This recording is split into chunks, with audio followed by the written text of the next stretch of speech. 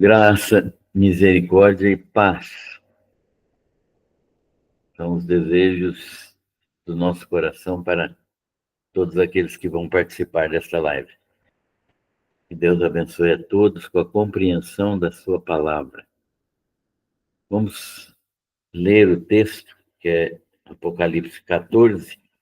Depois nós vamos orar, pedindo a bênção de Deus sobre a sua palavra lida. Apocalipse 14. Olhei e eis o Cordeiro em pé sobre o monte Sião, e com ele 144.000, tendo nas frontes escrito o seu nome e o nome de seu pai. Ouvi uma voz do céu, como voz de muitas águas, como voz de grande trovão. Também a voz que ouvi era como de arpistas quando tangem as suas harpas. Entoavam um novo cântico diante do trono, diante dos 4 seres viventes e dos anciãos.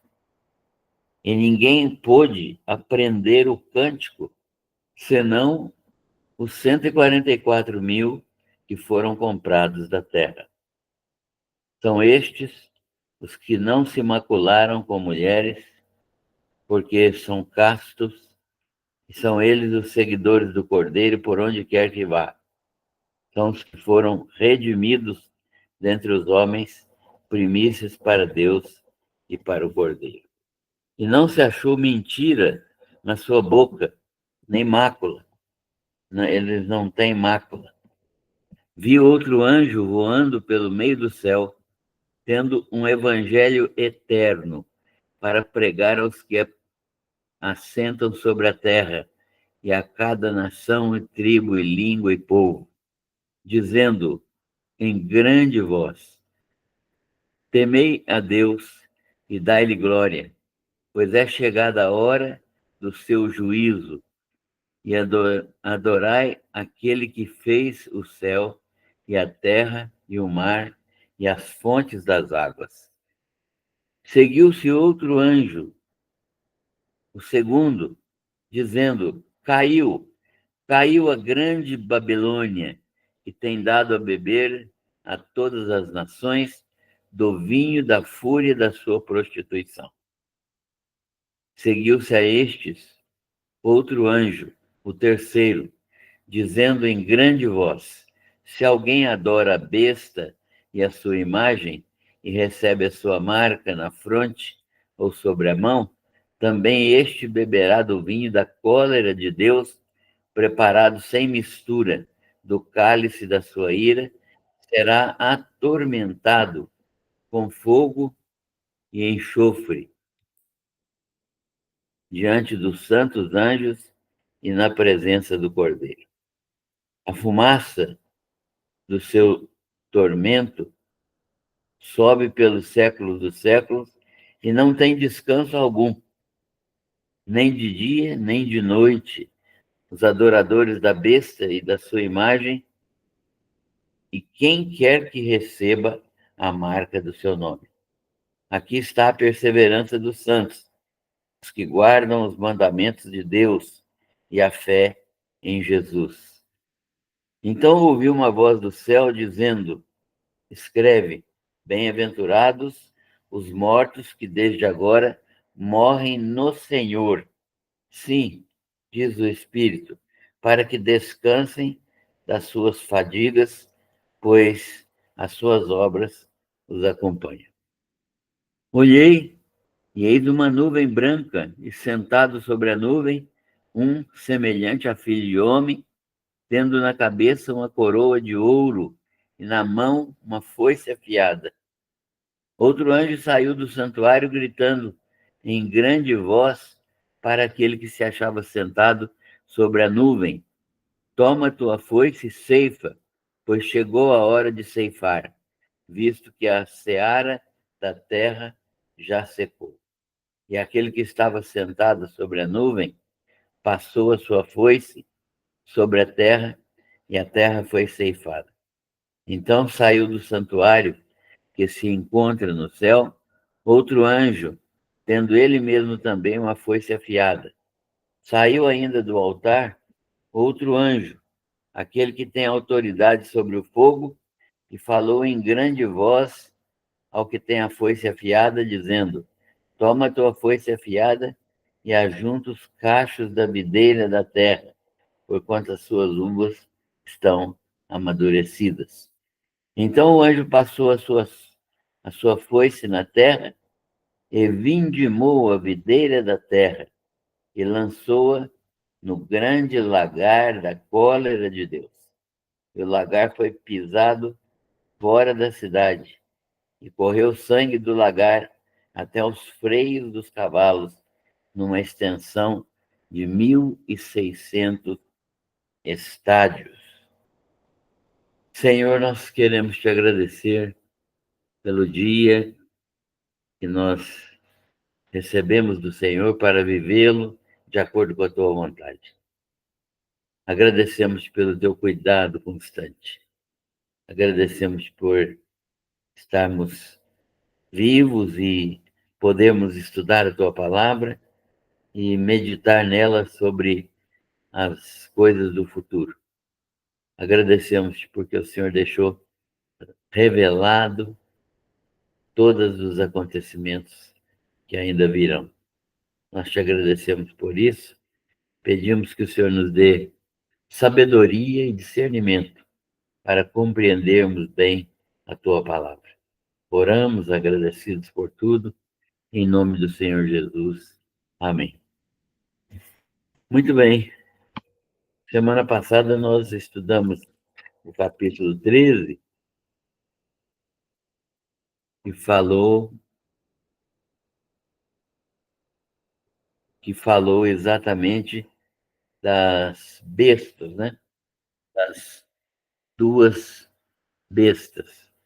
A primeira besta, que é ou o anticristo, que é a própria encarnação de Satanás e que vai governar o mundo, pelo menos por um período de 3 anos e meio, vai governar o mundo com o poder de Satanás. E o falso profeta, a segunda besta, que vai ser um elemento de auxílio, de realização de milagres para confirmar a autoridade da primeira besta, né? Então, esse falso profeta, ele é semelhante a um cordeiro, mas ele fala como dragão, porque ele também recebe do poder de Satanás. Nós vimos que o anticristo pode ser uma pessoa que, que saia das nações, mas o falso profeta possivelmente seja um judeu que não convertido. Mas isso não é absolutamente certo, né? Nós pensamos assim, muita gente, muitos crentes pensam dessa maneira, mas nós não podemos garantir essa interpretação. Ninguém pode, né, na verdade, garantir qualquer interpretação ao livro de Apocalipse, né? Nós apenas estudamos esse livro, tem muitas verdades que a gente pode concluir, mas tem algumas coisas que são nebulosas e a gente tem dificuldade de afirmar qualquer coisa. Sabemos que o fato vai acontecer, mas não temos exata certeza de quem será essa pessoa. O certo é que vai haver um anticristo e vai haver o falso profeta. E então, no capítulo 13 da semana passada, nós vimos isso, né? E o falso profeta confirma a autoridade do anticristo, né? Uma autoridade roubada, uma autoridade falseada, mas uma autoridade que vem sobre ele com apoio e com determinação de Satanás.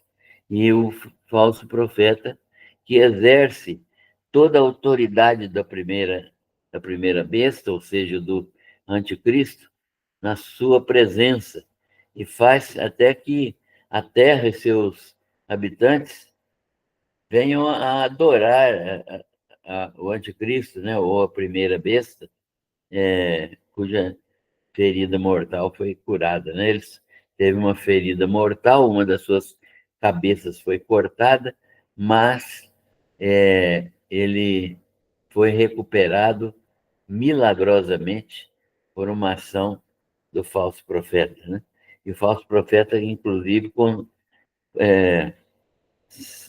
por causa dos sinais que ele executava diante da besta, ele seduzia os habitantes da Terra, né? Ele seduziu os habitantes da Terra a crerem nele e a crerem também que a primeira besta, ou o anticristo, era verdadeiramente o Messias, né? Então, anticristo aqui significa exatamente isso, aquele que quer ocupar o lugar de Cristo, né? Por isso é o anticristo. Então, nós vimos isso na semana passada e hoje nós vamos ver, né, esta, esta afirmação do texto sobre os 144.000, o evangelho eterno e os adoradores da besta, e depois, finalmente, a colheita da terra, que é o tempo de juízo. Muito bem. Então,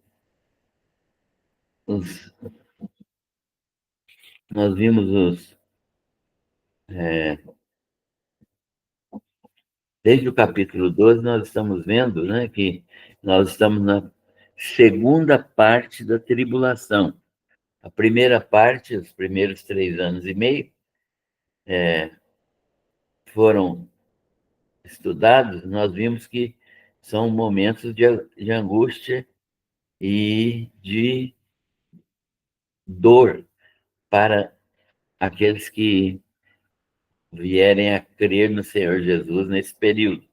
Mas nada comparado ainda com a segunda parte da tribulação, que é o período de grande tribulação que Jesus ensinou, né? Jesus ensinou que o período da tribulação era dividido em duas partes. A primeira parte de 3 anos e meio, chamada de princípio de dores, e a segunda parte, de 3 anos e meio também, que é a grande tribulação. Então, a tribulação é dividida em princípio de dores e grande tribulação. Nós estamos aí, a partir do capítulo 12, na grande tribulação. E nós vimos que, a partir dessa metade da tribulação, da segunda metade, o dragão ataca Israel, né? Satanás ataca Israel de uma maneira intensa. Antes, nos primeiros 3 anos e meio, havia uma aliança com Israel. Israel, cego espiritualmente, tinha feito uma aliança com o anticristo, achando que esse anticristo era o próprio Messias. Mas, então eles fizeram uma aliança na primeira parte da tribulação. Mas quando essa figura entrou no templo em Jerusalém, que vai ser reconstruído, né? E se apresentou ali como Deus exigindo culto divino e desejando e querendo a ser adorado, então os judeus vão acordar e vão perceber que eles fizeram uma aliança com alguém que não era verdadeiramente o Messias. Então, nessa situação, eles vão ser perseguidos, porque eles vão quebrar a aliança com o anticristo. E eles, quebrando a aliança, eles serão perseguidos, né? Então, nós vimos ali no capítulo 12 também a perseguição do dragão, né?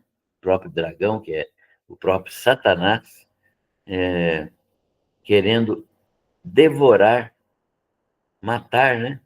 O filho da mulher, que é Israel, quando ele nascesse. E o filho que nasceu e que há de reger todas as nações com vara de ferro, que é Jesus, e que foi arrebatado até o seu trono para Deus, né? E mostra também a fuga da mulher, né? Ela, o povo de Israel fugindo para não ser massacrado, fugindo para o deserto. E houve guerra no céu, né? Nós vimos isso também. E porque Satanás habita nos lugares celestiais, né? Ele foi expulso do céu, habitação de Deus, onde ele estava lá. Ele foi expulso da rebelião que ele fez contra Deus, quando Lúcifer, anjo de luz, se transformou no pior inimigo de Deus, que é Satanás, né? Lúcifer quis ser igual a Deus, então Deus o expulsou do céu com os anjos, com um terço dos anjos que quiseram andar com Lúcifer, com Satanás. Então ele foi expulso para os ares, né, para o espaço atmosférico aí que nós chamamos de céu. E como Paulo nos ensina, que nós estamos lutando contra as hostes espirituais da maldade. O que é hostes espirituais da maldade? Hoste é exército, né? Os exércitos espirituais da maldade nos lugares celestiais. Nos lugares celestiais, ou seja, nesse espaço aí do céu. Então, Satanás habita aí, com seus anjos. Mas o arcanjo Miguel, no meio da tribulação, vai expulsá-lo do céu, e desse espaço, e ele virá para a terra. Então, hoje ainda, Satanás está morando nos espaços celestiais, nos lugares celestiais. Mas a partir do meio da tribulação, ele vai ser expulso para a terra. E aí, então, a malignidade dele vai ser violenta aqui na terra. Vai ser um período que nunca houve igual, como Jesus disse, nem vai haver. E que, se não fosse abreviado, nenhum escolhido escaparia. Então, Jesus fala bem claramente dessa guerra no céu e fala que o texto bíblico fala que o dragão foi expulso do céu para a terra com seus anjos, e assim termina o período de acusação dos irmãos diante de Deus, porque Satanás tinha acesso, não tem acesso à presença de Deus para nos acusar, e é por isso que nós temos Jesus lá como nosso advogado, né? Satanás nos acusa diante de Deus, mas Jesus nos defende diante de Deus. Então, nós somos mais do que vitoriosos por meio do sangue do Cordeiro, e essas pessoas que estão na dependência de Jesus são pessoas que lavaram as suas vestes no sangue do Cordeiro e não amaram a sua vida, ficando até expostos à morte por causa do Senhor Jesus. Então, os que habitam a terra e, e os que habitam, aqueles que trabalham no mar, aqueles que habitam as, os ares também, né? Aqueles que trabalham nos ares. Então, por exemplo, os aviadores, né? As pessoas que militam nas aeronaves, o diabo vai atacar com muita intensidade, sabendo que pouco tempo lhe resta, né? Satanás sabe que pouco tempo lhe resta a partir desta época. Então ele vai manifestar toda a sua ferocidade para destruir todas as pessoas. Os que habitam na terra, então, vão sofrer muito. E essa guerra na terra, então, vai acontecer, né? Que é a segunda fase da guerra na terra. O Israel perseguido, ele foge para o deserto, né? Israel foge para o deserto, o país, né? A população, uma grande parte da população foge para o deserto e será sustentada ali por 3 anos e meio. Deus vai manter essa nação ali e vai sustentar essa nação ali. A serpente, é, a serpente,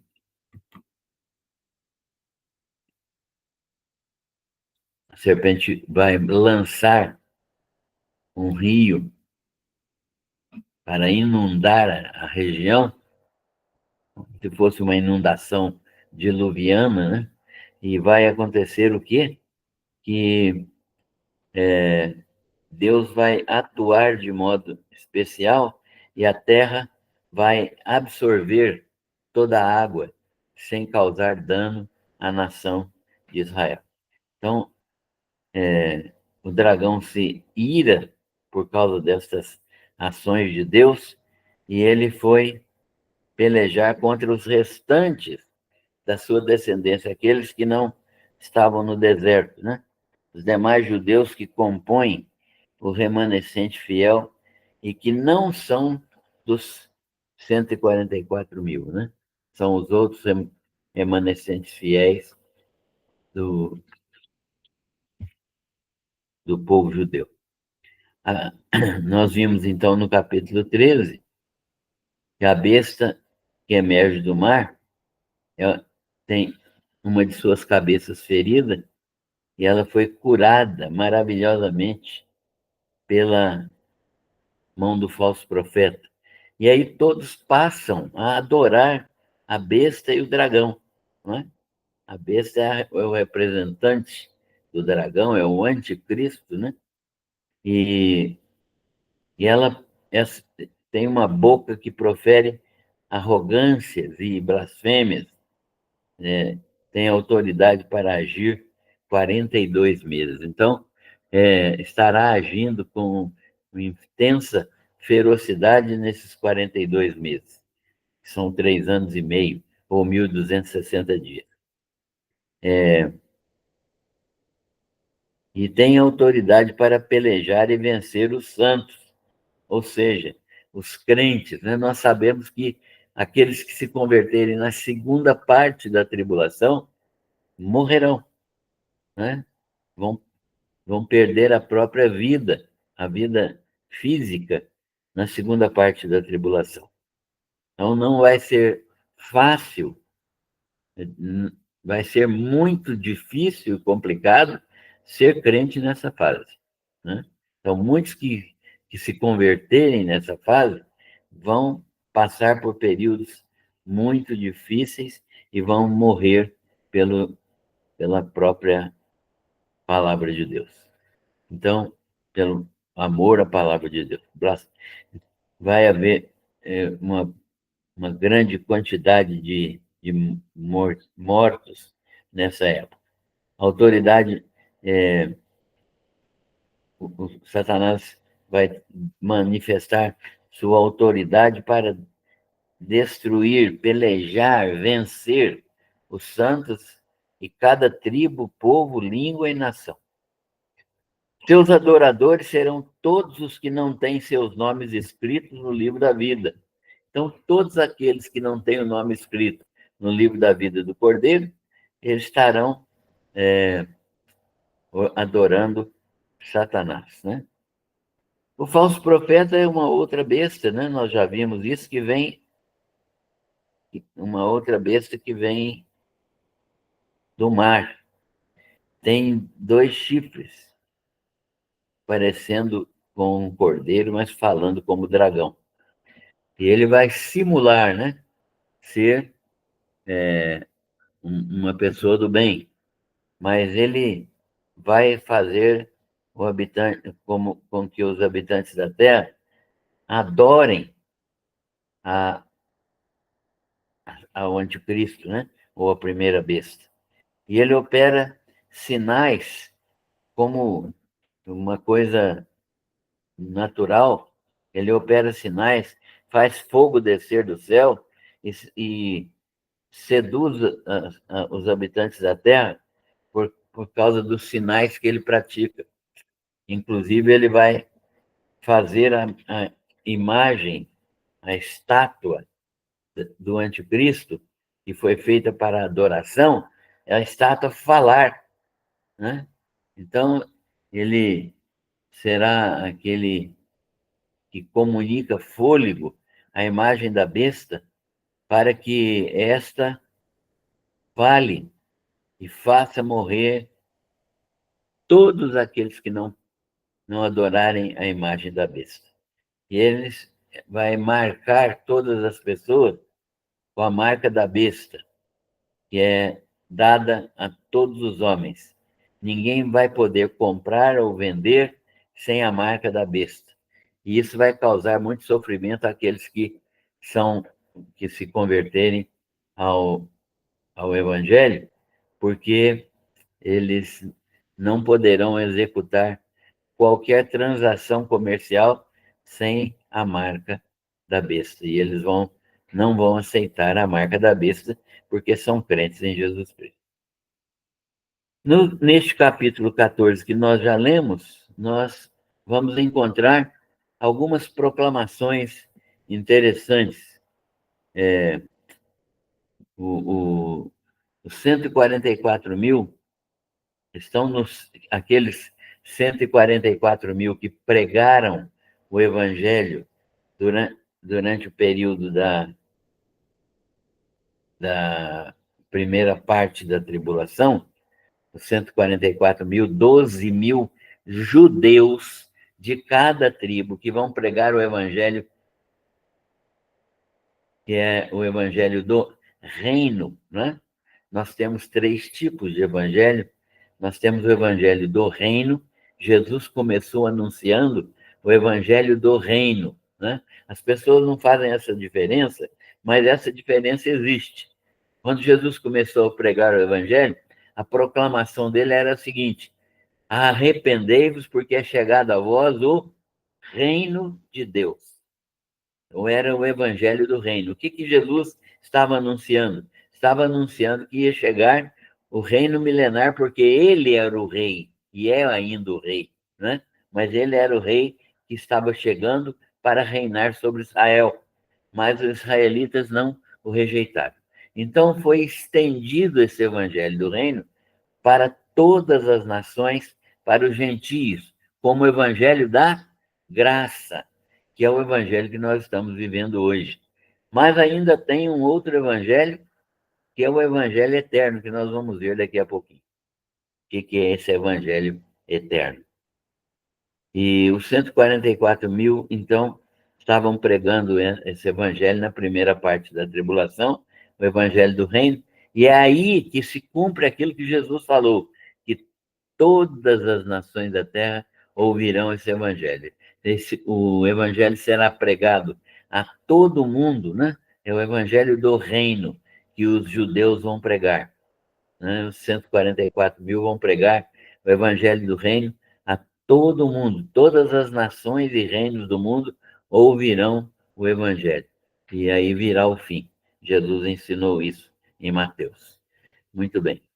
E entoando esses 144 mil, tenho na fronte, em contraste com as inscrições de Satanás na mão dos seus fiéis, estes homens de Deus, né, mulheres de Deus, nas suas frontes têm o nome do Pai, o nome de Deus, né, nas suas frontes. Então vai fazer um grande contraste. Pessoas com o nome de Deus na fronte e pessoas com o número 666 na fronte. Os que têm o número 666 são filhos do maligno.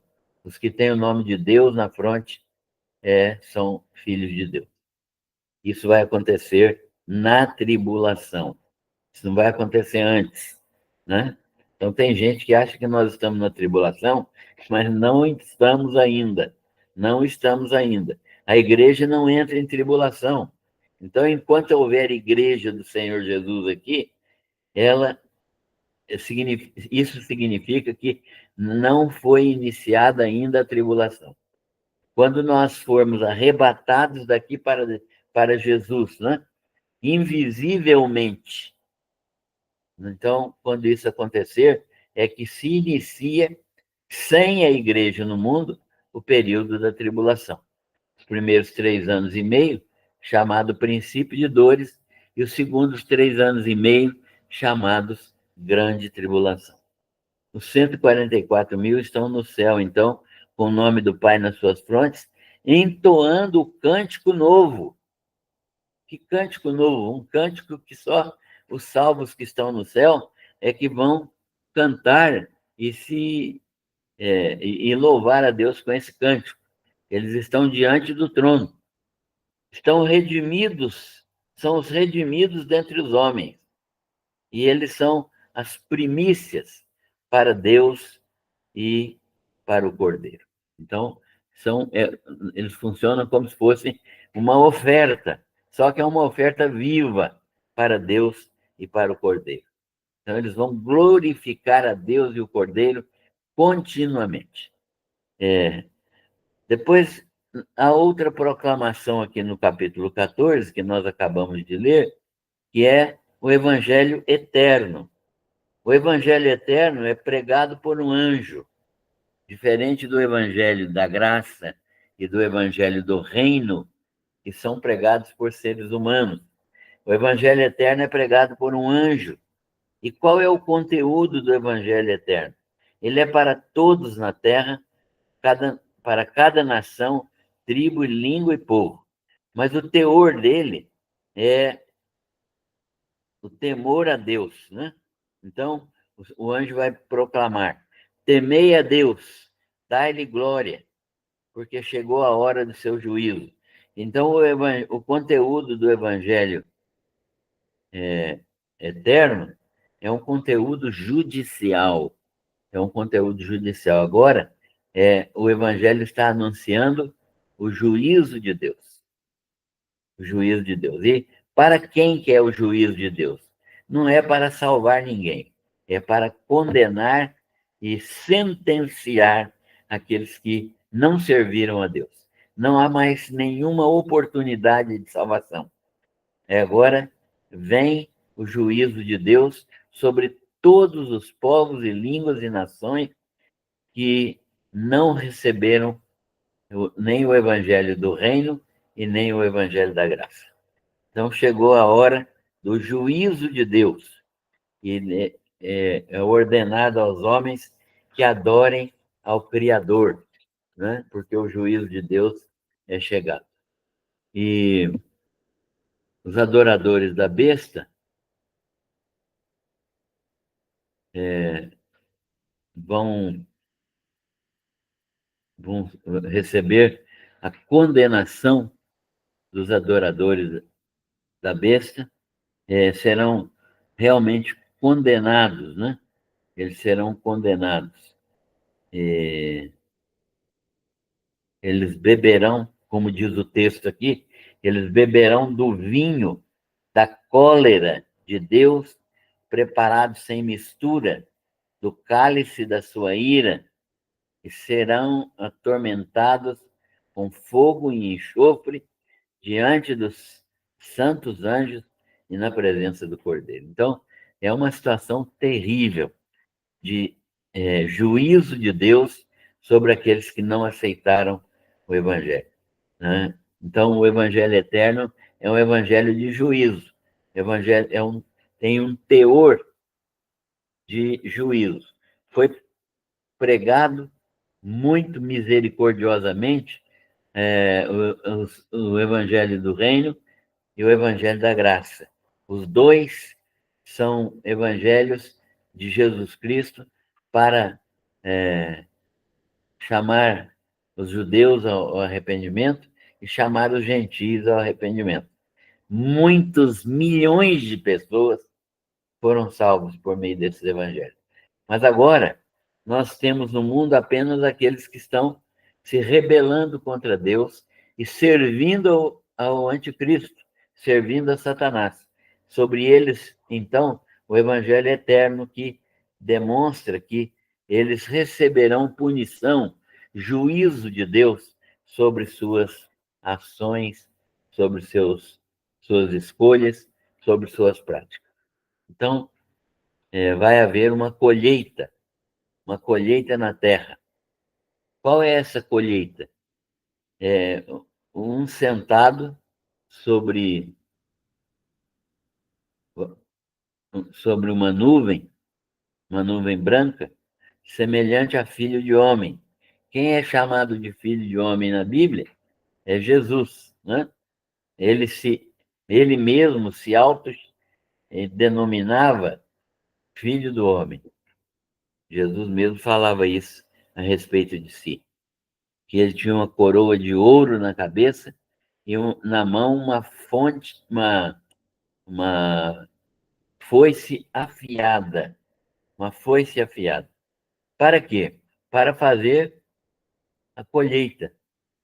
Para fazer a colheita. A colheita era para condenação. Para condenação. Então, o lagar seria pisado fora da cidade, né, de Jerusalém, e o sangue que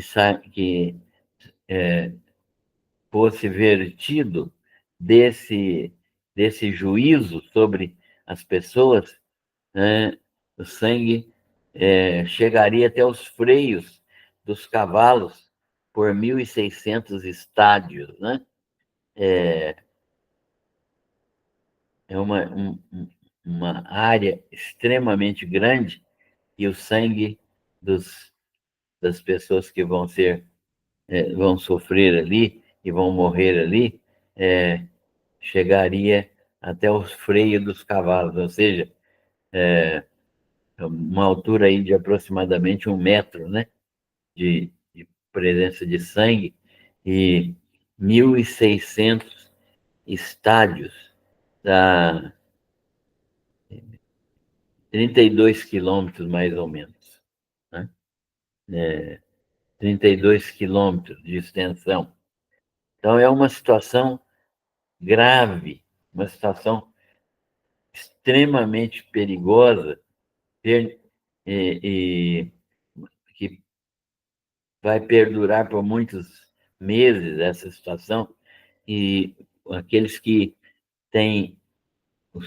não têm os seus nomes escritos no livro da vida, nem têm a marca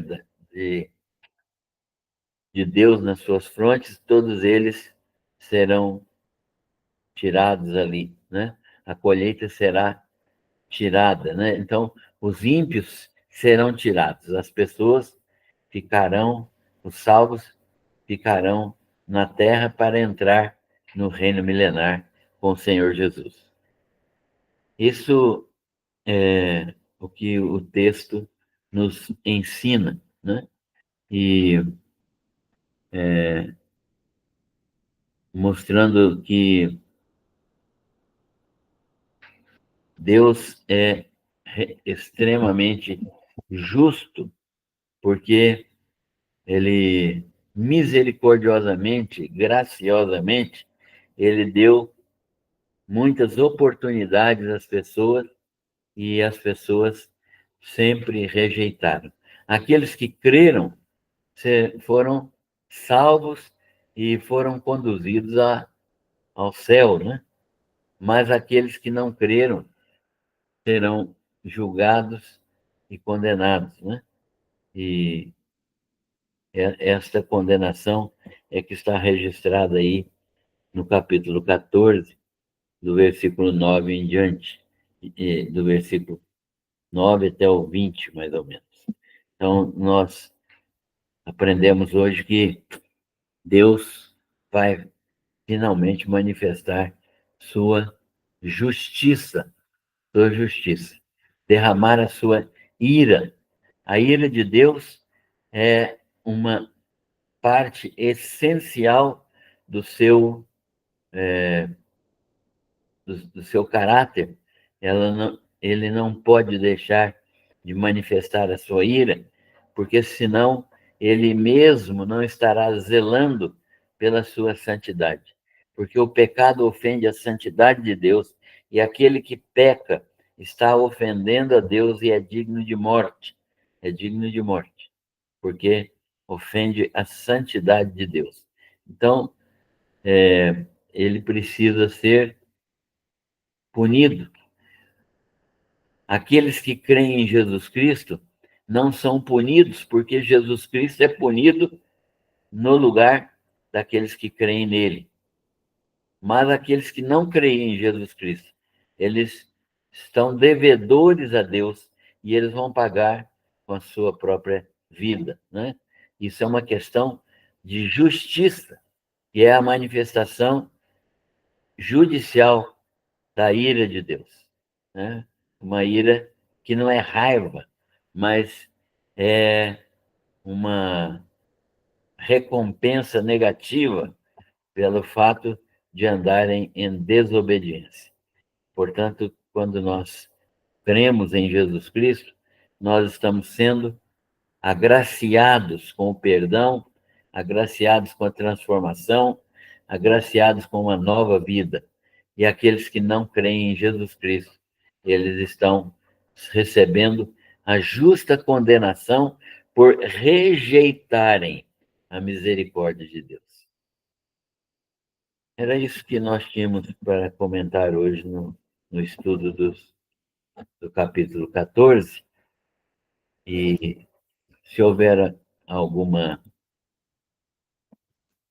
pergunta, se houver alguma participação, nós desejamos que as pessoas possam participar sem nenhum tipo de constrangimento, né? Possam participar para tirar qualquer dúvida ou perguntar alguma coisa. Se eu conseguir responder, a gente resolve, mas se eu não conseguir, a gente vai pesquisar, procurar e